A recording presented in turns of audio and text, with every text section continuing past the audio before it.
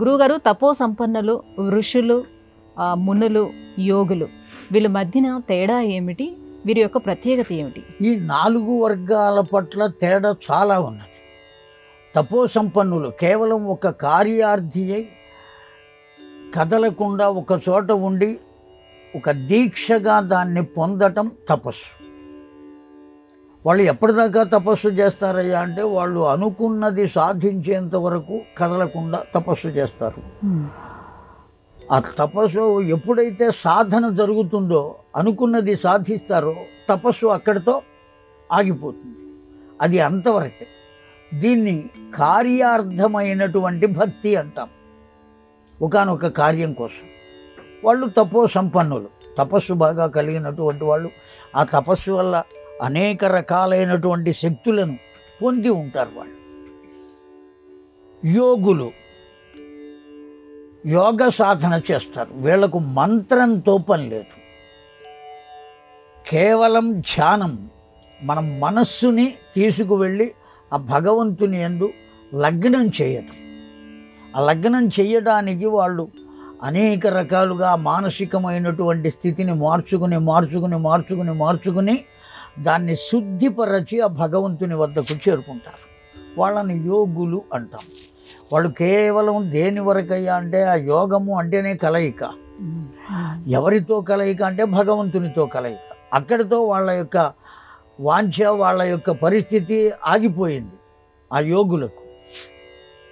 దాని తర్వాత మునులు, తపో సంపన్నులు, యోగులు, తర్వాత మునులు. ముని అనేటువంటి పదానికి కేవలం మౌన విశేషత మునీనాం, మాట్లాడకుండా మౌనంగా ఉండటం అనేటువంటిదే ముని యొక్క లక్షణం. వాళ్ళు కేవలం దేని దగ్గర ఉంటారు అంటే సాధనలో ఉంటారు. ఇంకా పరిపూర్ణమైనటువంటి సాధన వాళ్లకు అందలేదు. కానీ ఋషులు ఉన్నారు చూసావా, ఆ ఋషులైనటువంటి వాళ్ళు ఈ సాధనా మార్గాన్ని పొందినటువంటి వాళ్ళు. వాళ్లకు ఎటువంటి శక్తి కలుగుతుందంటే ద్రష్టలు అవుతారు. వాళ్ళు ఒక మంత్రాన్ని సృష్టించగలుగుతారు, ఒక వ్యక్తిని సృష్టించగలుగుతారు, ఒక వ్యక్తిని నశింపజేయగలుగుతారు, ఒక వస్తువుని కనపడకుండా చేయగలుగుతారు. సిద్ధులన్నీ కలుగుతాయి వాళ్ళు. అయితే ఈ కలిగినటువంటి సిద్ధులను దుర్వ్యవస్థకు గనక ఉపకరించినట్లయితే వాళ్ళు భ్రష్టత్వాన్ని పొందుతారు. అలా కాక లోకక్షేమము కొరకు మాత్రమే ఉపయోగించేటువంటి వాళ్ళందరినీ ఋషులు అంటారు. ఆ ఋషులే మనకు వేదములను అందించారు. వాళ్ళు రాయలేదు, విశ్వంలో వచ్చినటువంటి శబ్దముల నుండి ఆ మంత్రములను మనకు అందించారు.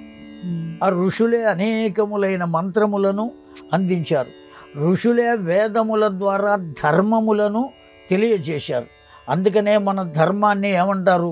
ఋషుల చేత చెప్పబడింది కనుక ఆర్షధర్మము అని చెబుతారు. ఋషుల ద్వారా వచ్చింది కనుక ఆర్షధర్మం అయింది. అందువల్ల ముందు ఉన్న ముగ్గురి కన్నా తపో సంపన్నులు, యోగులు, మునులు వీరికన్నా తురీయమైనటువంటి స్థాయిలో ఉన్నటువంటి వారు ఋషులు. మునులు కేవలం కోరికతో తపో సంపన్నులు కేవలం కోరిక దగ్గర ఆగిపోతారు. యోగులు భగవంతుని వద్దకు చేరిపోతారు కనుక అక్కడితో ఆగిపోతారు. మునులు సాధనాపూర్వకంగా ఉంటారు, నిరంతరం సాధన చేస్తూనే ఉంటారు. ఆ సాధన పండితే ఆ మునులే ఋషులుగా మారతారు.